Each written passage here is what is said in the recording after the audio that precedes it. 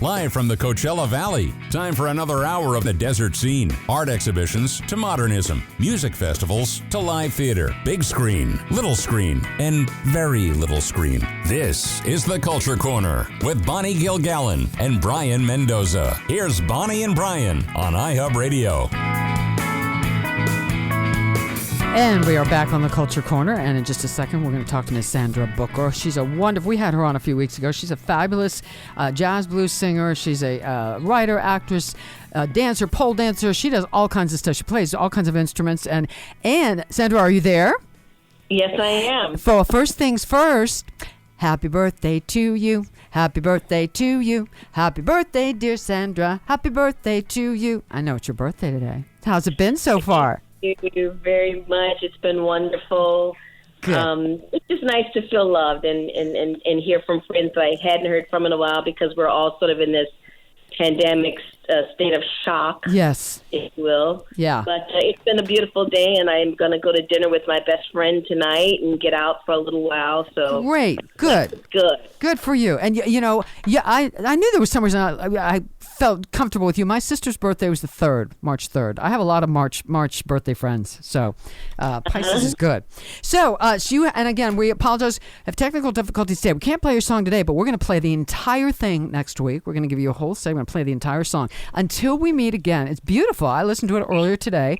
So tell me about how this single came about. This single came about, unfortunately, due to the untimely death of Dr. Derek Finch, who was one of my best friends, and he was going to be a writing partner for me. But tragically, he was killed in a car accident the same day that he had turned in his dissertation to get his PhD from the USC School of Music, and it was also his fiance's birthday. Oh, my gosh. So it was just a tragedy on top of a tragedy. And when I got the news, I was just in a state of shock. I was devastated. And I went back to my hotel room, and I wrote this song within 15 minutes. It was really a love letter to a friend, me saying goodbye to a friend with the hope that maybe someday, somewhere, I would see him again. Mm-hmm. And the memories that we made as friends are the memories that I hold on to, because that's why he never leaves me. That's why he's never left my life. And the memories that we made together were just beautiful. So I wrote this song 12 years ago at his passing, and it's taken me 10 years to be able to sing it without crying. Wow. But with so much social upheaval, social unrest, police killings, and then as if that wasn't enough, when COVID struck, I felt like I needed to release this song to other people and maybe just let it be a beacon of hope for them to not take life for granted, right, and to make life better for everybody. Yeah. Wow. And this is produced by yourself and Robert Turner for the Booker Group music label. Tell us about who's playing on it.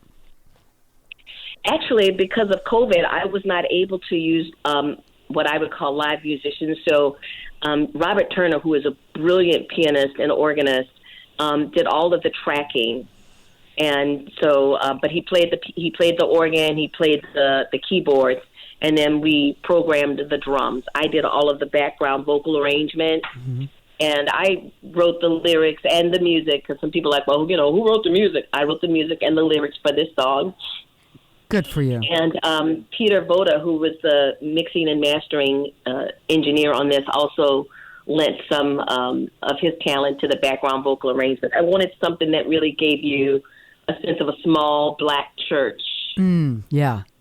That feeling, that close-knit choral feeling that you get when you're in that church environment, and that plaintive kind of wailing kind of a background vocal sound. So I combined a lot of elements in this music.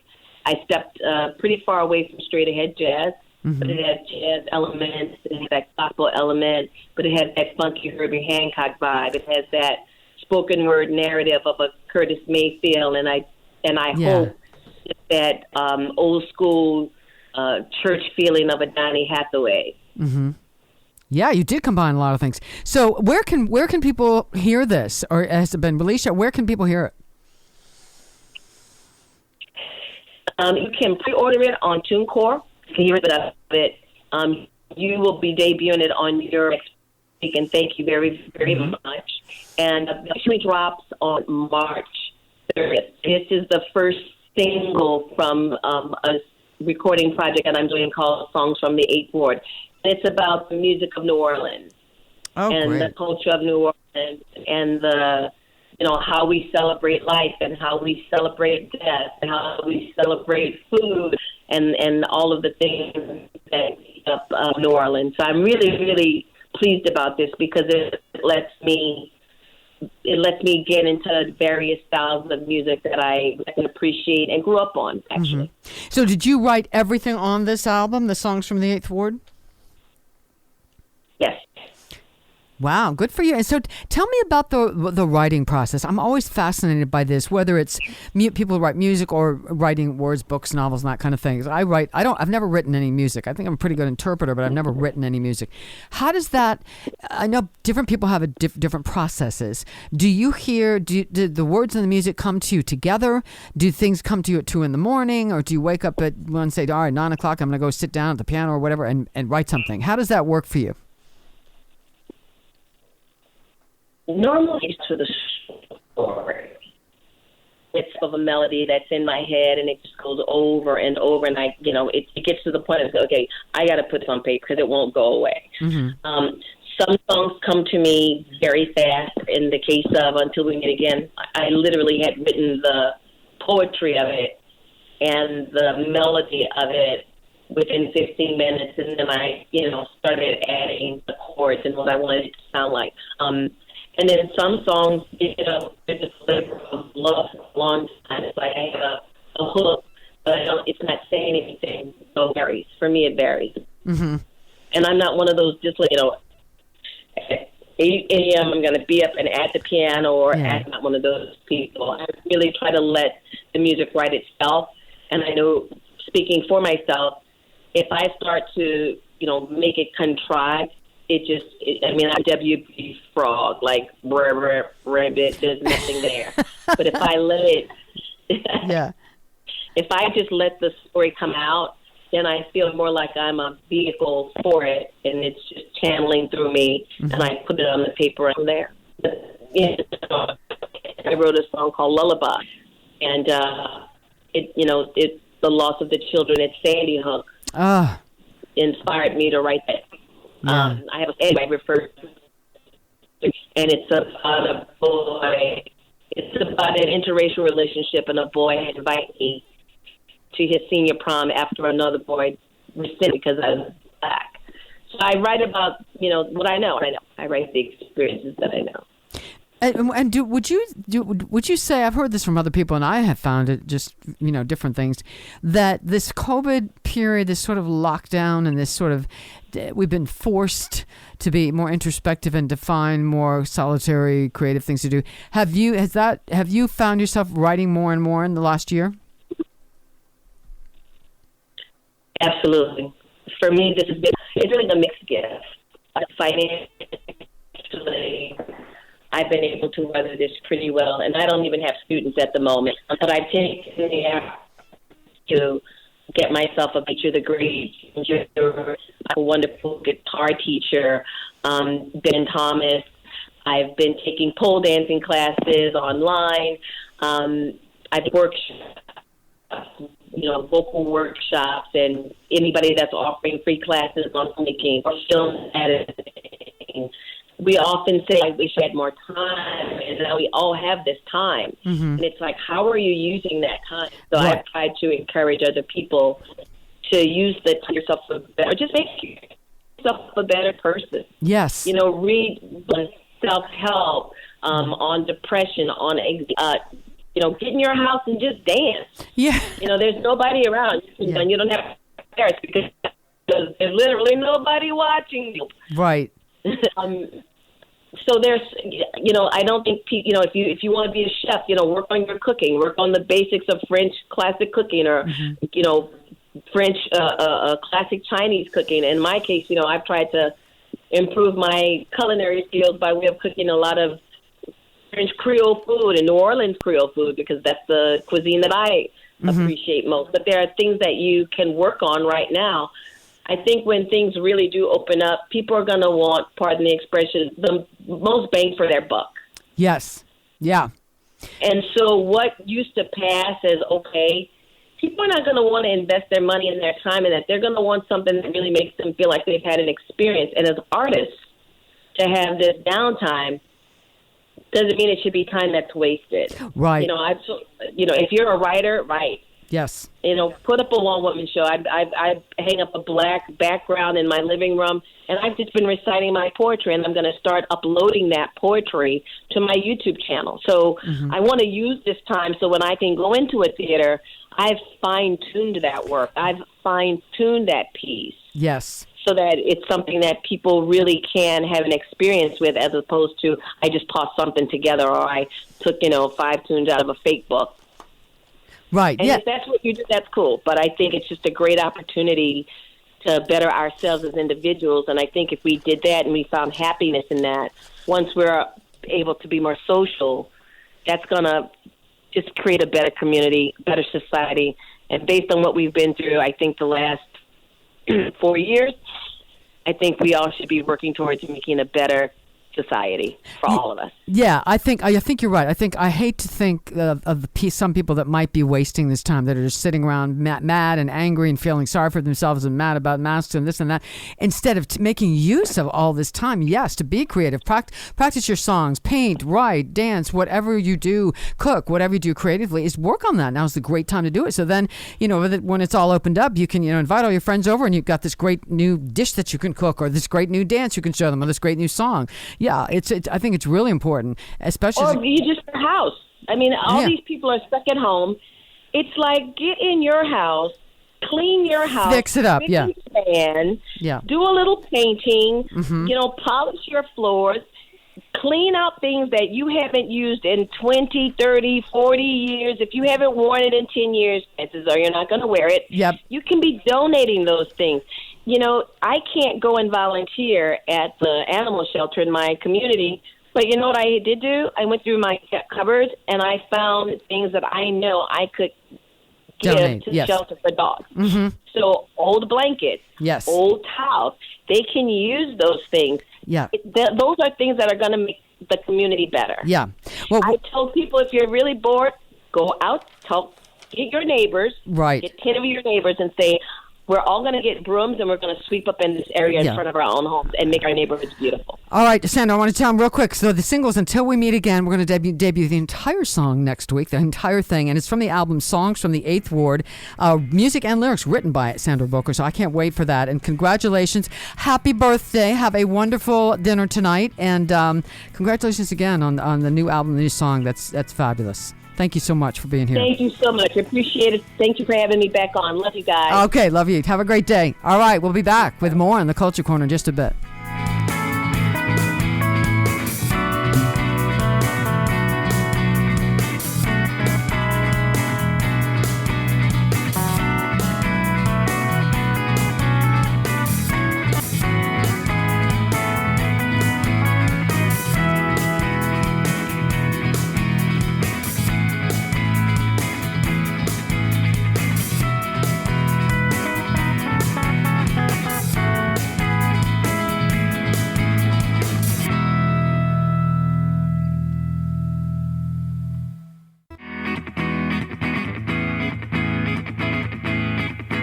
The curtain rises on local and regional arts and entertainment. From music to theater, films to fine art, it's the Culture Corner. Get connected. Call 760-544-TALK. That's 760-544-8255. Here's Bonnie and Brian on iHub Radio. Hey, welcome back to the Culture Corner. Right now, let's talk about, just real quick before we get to the bigger story of the segment.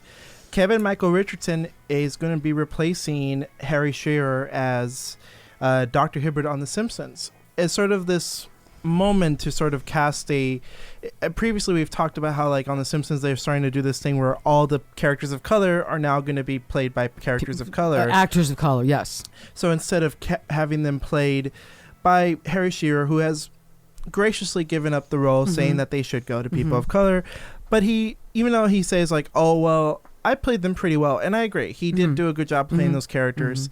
But it's a good opportunity to give other actors a chance. I agree. Yes, absolutely. And by the way, here's Maura Wilson, in case you don't remember her, Bonnie. But that's the subject of our conversation. Oh, yeah. Maura Wilson. Yeah, so tell me about, I hadn't heard this story. Tell me about this. So Maura Wilson actually released a piece, an opinion piece. You can read the whole thing for yourself. But it is one of those things where she talked about how she was felt sexualized as a child and that she felt very ashamed. And one of those things where she felt a connection to Britney Spears in that sense. Now, a quick question. You sexualized in her career and that people made her as an actress, or at home personally, or both? I think at home she felt more closer to being a child, but she was talking about her career as a child actress. Okay. Now, Maura Wilson quit Hollywood at the age of 12 when she made Thomas and the Railroad Engine. She made a movie, but she's most famous for the movies Miracle on 34th Street, Matilda, and Mrs. Doubtfire, where she played the little girl in each one. And she got a lot of success. And even Roger Ebert said if she were to continue her acting career, she would be a star. So she had a lot of praise and a lot of love. And she was very famous for having a lisp, and that was sort of seen as her trademark characteristic. Now, Maura Wilson said, and I'm going to quote her, "It was cute. It was cute when 10-year-olds sent me letters saying they were in love with me. It was not when 50-year-old men did."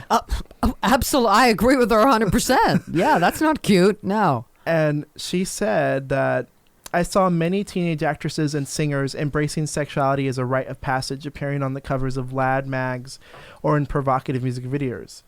That was never going to be me, I decided. I had already been sexualized and I hated it." And she went on to say that she felt that even though she acted in a lot of like family comedies, she always felt that there was something kind of strange about grown adults saying that to her. And she also said she was always uncomfortable with the idea of people asking her, "Do you have a boyfriend?" at that age. She had said, you know, "I mostly acted in family movies. The remake of Miracle on 34th Street, Matilda, Mrs. Doubtfire. I never appeared in anything more revealing than a knee-length sundress." Yeah, she never did seductive roles that I recall. Yeah. Certainly not. And, like, here's the thing is that, like, it's kind of sad that she got that type of conversation, that type of, like, not even conversation, but that type of harassment at that age. It's horrible. And she said that she also said that before she turned 12 years old, and before I go further, again, trigger warning, because I'm going to talk about pornography. She said that even though she didn't do anything sexual, and I'm glad she didn't do anything in those movies, right? She said, "Before I even turned 12, there were images of me on foot fetish websites and photoshopped into child porn every time I felt ashamed." And she said, "Hollywood has finally resolved to tackle harassment in the industry. And I was never sexually harassed on a film set. My sexual harassment always came at the hands of the media and the public." Fans, yeah. And I think we've been having this conversation for a couple of weeks now, Bonnie, where I feel like I think the Me Too movement have finally moved away from Hollywood, or at least has now included us. Branched out, yeah. And it has included us, and it makes me feel bad, because it's like, what did I do did I do anything to perpetuate this? You know, like I obviously didn't visit these websites, and I obviously didn't do this. Right. But it made me realize, like, what can I do to like make sure this type of stuff doesn't happen? A question for you: how old is she now, and what's her career? Has she sort of back in Hollywood, or she left Hollywood forever, or what's sort of her career future? Does she say that? Maura Wilson is 33 years old, and she has been a writer. She's been writing a lot of stuff lately, like novels or scripts, or she's written stuff for the stage. She wrote a production called "What Are You Afraid Of?" "Weren't You That Girl?" and "Cinderella." She's also wrote in a lot of pieces, editorial kind of stuff. Editorial for Crack.com, Public Color, and she also produced a couple books, so her own memoir and all that. Good for her. And you know what? I have to tell you, because I'm a writer. Writing is so cathartic, especially when you've gone through or going through or have gone through something traumatic. Writing is one of the best things you can do. Absolutely. And she also said that one of the saddest incidents in her career, which kind of breaks my heart, is that a reporter called her a spoiled brat when she honestly stated she wanted to spend her 13th birthday at a party instead of granting interviews. She wanted to spend time with her family. And that's just ridiculous. She has the right to do that. She's not a spoiled brat just because she doesn't want to do an interview with you, Joe Schmo. I mean, that's ridiculous. It's really sad because I think it hurts because, like, I like her stuff, right? And I think she's a great actress. I always liked her, yeah. But, you know, I'm glad that she's found some peace and that Framing Britney Spears, this documentary, which please watch on Hulu, it has given a lot of people this cathartic moment of finally being able to speak out. Speak out about stuff, yeah. Absolutely. All right, we're going to come back and talk with, it's Music Day. Another musician, Mikole Karr. He's got a big jam coming up Sunday. We'll be right back.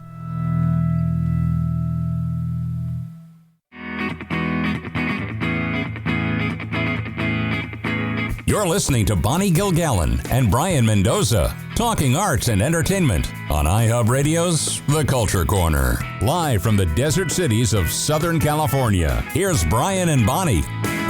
And we're back on The Culture Corner, and it's kind of musical guest day today. We're now joined by a buddy of mine known for a while, wonderful musician, Mikole Karr, who is hosting a Pro Jazz Jam that's back. Yay! Back this Sunday at the Roadhouse. Hey, Mikole, how are you?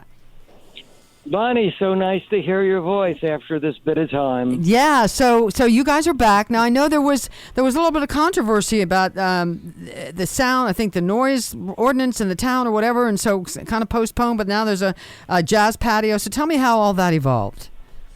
Oh, it's just politics. Okay, well, I kind of figured that. But we got it all figured out now, and seems like Palm Springs is on with us about having some live music outside at the Palm Canyon Roadhouse, so we're excited about that. And so, how many? You have a jazz jam, so you have a band, and then people sit in. So, how many players are in the core group? Well, the band's a quartet. Okay. This week it'll be piano, upright bass, drums, and me on sax and flute. And who else is playing? Dave Ring's playing piano, and Jim Watson's playing drums, and Clarence.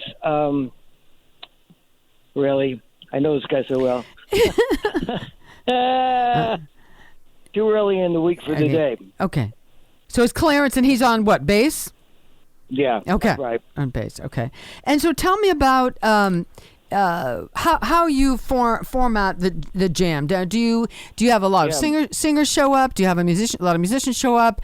Do people sign up? Do they do one song and then sit down? Or tell me how you run it.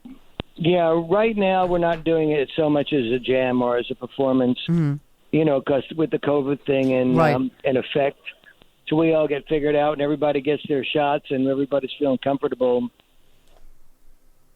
Yeah, well, that makes sense. I think that's Robinson. Oh, okay.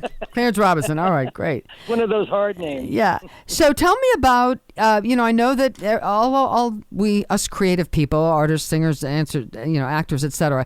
COVID's been hard. It's been hard on everybody, but I know a lot of live musicians lost gigs. So what have you been doing? How have you been keeping yourself sane? Have you been doing some of the Facebook live streams from home or writing music, or how have you dealt with this sort of year of downtime? I've been having a great time. Okay. Do you want to elaborate a little bit on that? Yeah, sure. You know, I mean, I never had so much time to look at videos on the computer. Mm-hmm. And after I found out that my two favorite saxophone players, John Coltrane and Michael Becker, have played hundreds and hundreds of performances, it's like my studying, you know, both my saxophone work, my flute work, and my piano playing has grown exponentially. It's been sort of amazing. It's like I went, wow, I want to come out of this and be really ready to play. Yeah. And I truly am. I'm playing better than I ever played. And what do you think? I was just talking to Sandra Booker about this a couple of segments ago about using this time. People who are wise, especially creative types, if you're smart, you're using this time, or have used this time, this downtime, to hone your craft, learn new songs, practice your instrument, learn how to cook, learn a new dance step, right, whatever it is, rather than just kind of sitting around and moping and whining because you're not out doing live shows. So my dance steps haven't improved. Okay, well, come on, Michael. See, I thought you were known all over town for your dance steps. That's what I heard. Two left feet. Okay. So if you had to describe what's better, if someone came to hear you, let's say on Sunday, and they had heard you a lot, a year ago, 2 years ago, or whatever, what do you think they would notice about your playing? How is it better in your view? Well, it's smoother, and I've got more range than I ever had before, and it's way more creative. My understanding of harmony and my ability to go inside myself and just connect and let things happening is better than it's ever been. I mean, it's a kind of my dream come true. Mm-hmm. Yeah, I think it's been really. I've seen a lot of silver linings to this whole thing. I mean, COVID is horrible. Obviously, it's horrible. People have died. People have been sick. The businesses have shut down. That's all horrible. But since we can't change all of that right at this second, I think finding the silver lining in this experience, and some of that is honing your craft, your creative craft or art, whatever that is. Taking this time and doing that. Now, I know you play a number of instruments. Your two main ones are saxophone and piano, right? But you play a number of things, correct? Yes, saxophone and flute are my two main instruments. Flute, okay. Saxophone and flute. Piano's the number 3 down the totem pole, yeah. Okay. And that's all I'm playing now. I'm not even singing anymore. I'm just playing jazz, I've added so many new tunes to the book and difficult stuff, but really creative material. I've added a whole load of Joe Henderson stuff to the book. I mean, the music that we have to play now is wonderful, and I can see in people's eyes when they're listening to it, it's really touching their hearts. So that's kind of like, as you know, what we're supposed to be doing. We're just supposed to let this come through. It's not about us, Right, absolutely. And when you always love to ask this of other performers, whether it's musicians or singers, when you go, if you're off and you have some downtime, and when COVID's not here, when you go out to some other club and listen to other musicians or singers or whatever, what do you look for? What do you hope to hear from other musicians to be entertained? What makes you have a good musical evening listening to other people? Yeah, it's all about the creativity for me. I mean, obviously, the longer we've been doing this, and I've been doing it for a couple of thousand years, I think, but the longer that we've been doing it, the more particular we get about, the other performers, and the more intently do we listen to them. I listen for, in singers, their diction, their expression, but I mostly listen to myself and say, are they touching me? Is a horn player touching me? Is a bass player touching me? Am I getting it inside, internally, spiritually? That's the bottom line for me at this point and at this age. And what about writing? Do you write your own stuff sometimes? I gave up writing for Lent. But seriously, but for a Jewish guy, right? So, seriously, but did you write? Do you still write? Did you ever, or is that? I've had hundreds, maybe thousands of songs that I've written in my lifetime. But it seems that my creativity is much more based on the composition on the spot, on being in a situation with musicians that are feeding me stuff and allowing me to create melodies and stuff. So it's not like the writing like I used to do. I don't write songs anymore. I quit. I don't want to. Okay. And that, that's as a creative person, life's too short to spend a lot of time doing something you really don't want to do. So exactly. And so tell me the two gentlemen you'd mentioned before. Who else are your influences? Who do you like to listen to recordings of? John Coltrane, in this order, John Coltrane and Mikole Brecker. Yeah, I'm not familiar with Mikole Brecker. I'm not familiar with that name. Well, Mikole Brecker, I would say, is the greatest saxophone player that we've heard since John Coltrane's been gone. Okay, and is he? Much to my amazement, I've seen him on every place on the web. As a soloist with his own bands, working with Herbie Hancock and people like that with those bands, playing for Joni Mitchell, playing for James Taylor. he did everything. Wow. And amazingly. And is he still with us? Is he a younger guy, an older guy, Mr. Brecker? Oh, unfortunately, we lost him about 15, 20 years ago now. Oh, okay. And how about very young? How about young guys coming up there that are around now, sax players? Who do you like? I'm not listening to any of them. Okay. Not only am I not listening to any of them, you know, I mean, I've heard them, mind you, but I'm not going out of my way to listen to any younger guys or any older guys. Basically, I just listen to those two guys. Those are the two guys that inspire me to go where I need to go. Mm-hmm. So at this point of the game, I've stopped listening to. I mean, a lot of you find out, like Sonny Rollins and a lot of the other guys that played, they stopped listening to the radio and they stopped listening to other players completely. I think there becomes a point where you almost got to do that. You just got to listen to you and try to develop you to the max that you can. Yeah. And what about, are you someone who, when you have downtime, like in between gigs or something, do you play every day? Is it important for you to play a little bit every day? You know, it's funny. Piano, yes, because that's my weakest suit.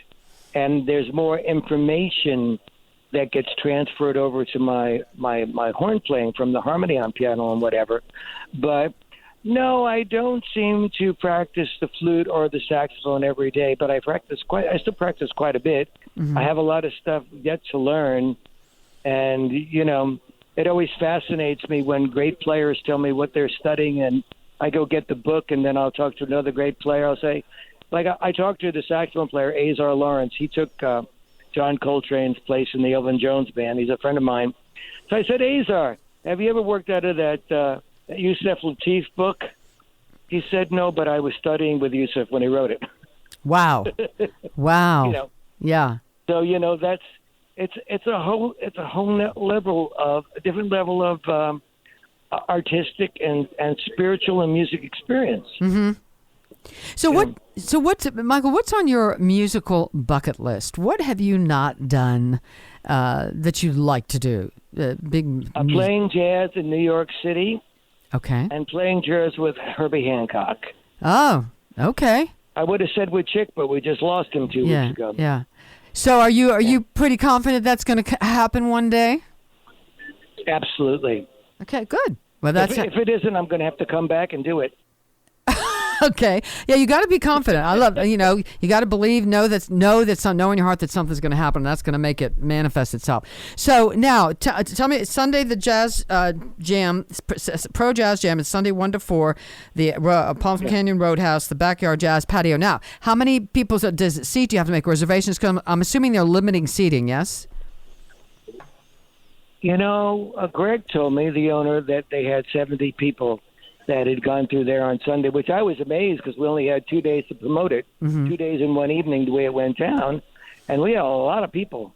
And I'm seeing all my friends and all my fans and lots of people I don't know.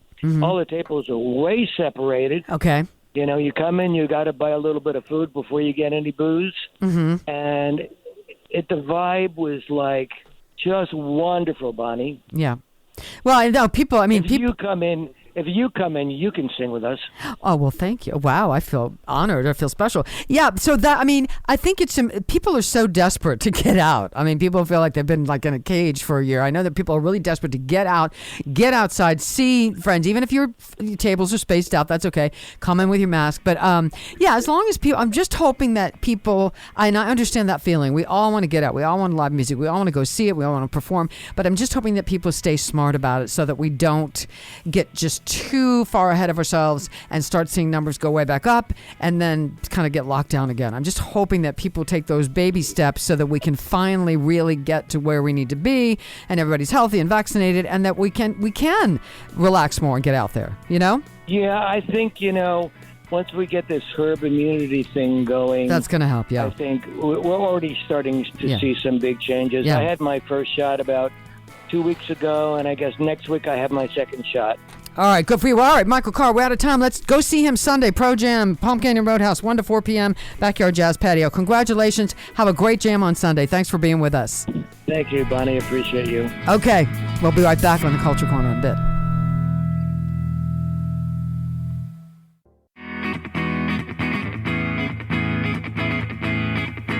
You're listening to Bonnie Gilgallon and Brayan Mendoza, talking arts and entertainment on iHub Radio's The Culture Corner. Here are Bonnie and Brayan.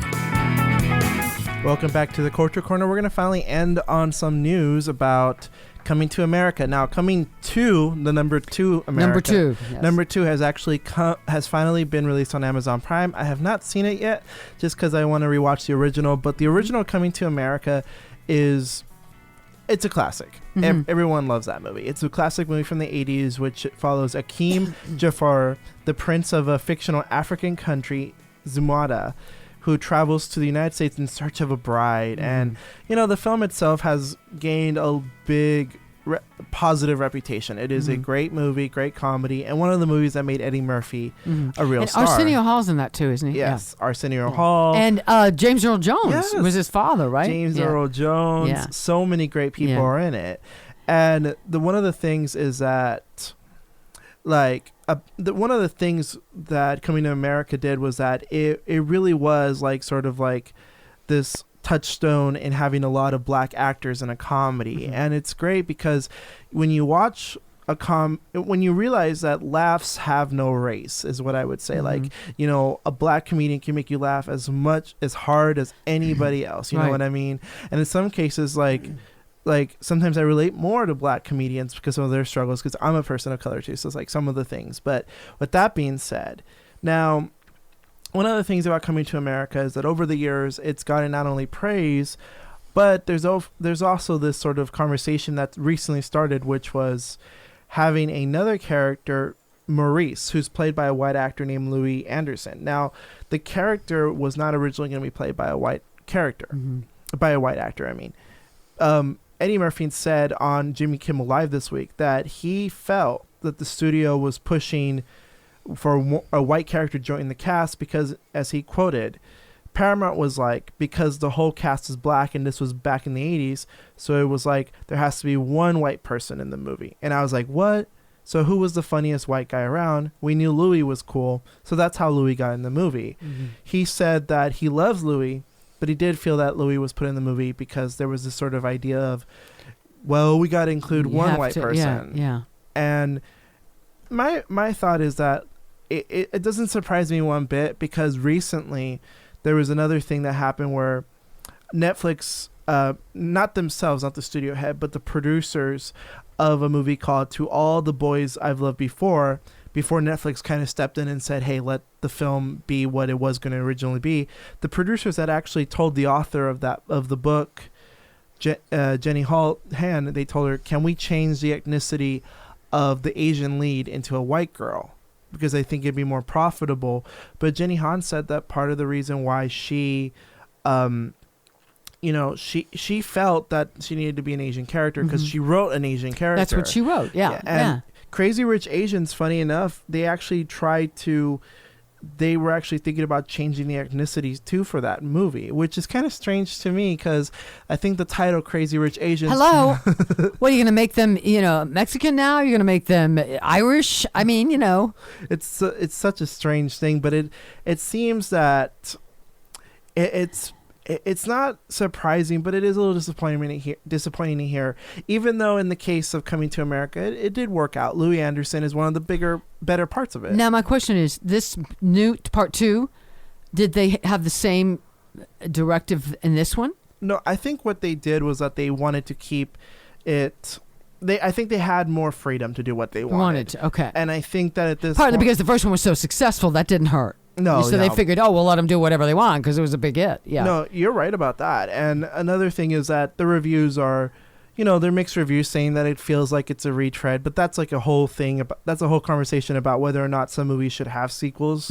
Louis Anderson is back in the movie, and he's still pretty funny. I think he's a funny character in the movie. I always liked him. Yeah. And for me, it's one of those things where it's more about the conversation, it's not surprising, but Coming to America, I'm not surprised that the sequel came out and it's getting the reviews that it's getting, but they said that that they might make a third one eventually, which Eddie Murphy has joked, I'll be 75 when that happens because it'll be another 16 years afterwards.